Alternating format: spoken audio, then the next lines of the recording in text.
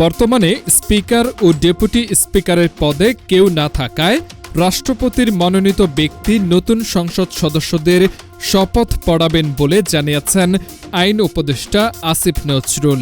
কোনো কারণে রাষ্ট্রপতির মনোনীত ব্যক্তির মাধ্যমে এই শপথ গ্রহণ না হলে প্রধান নির্বাচন কমিশনার শপথ পড়াতে পারবেন।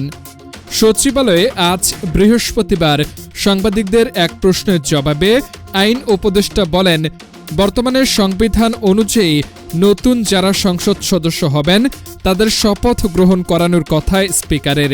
স্পিকার না থাকলে ডেপুটি স্পিকারের, ওনারা না থাকলে অন্য বিধানও আছে।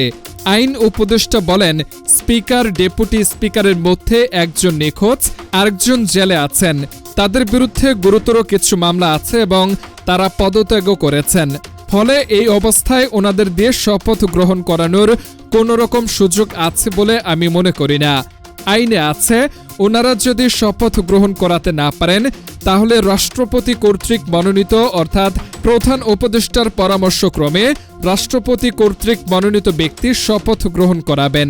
প্রধান বিচারপতি রাজি থাকলে সেটি উনিও হতে পারেন।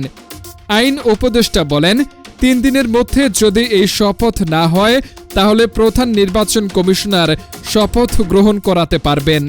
এটা সরকারের নীতিগত সিদ্ধান্ত। এখন আমি আপনাদের চূড়ান্ত কিছু বলতে পারবো না।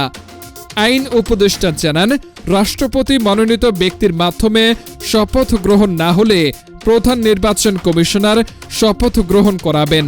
তবে এর জন্য 3 দিন অপেক্ষা করতে হবে। তিনি বলেন, আমরা আসলে অপেক্ষা করতে চাই না।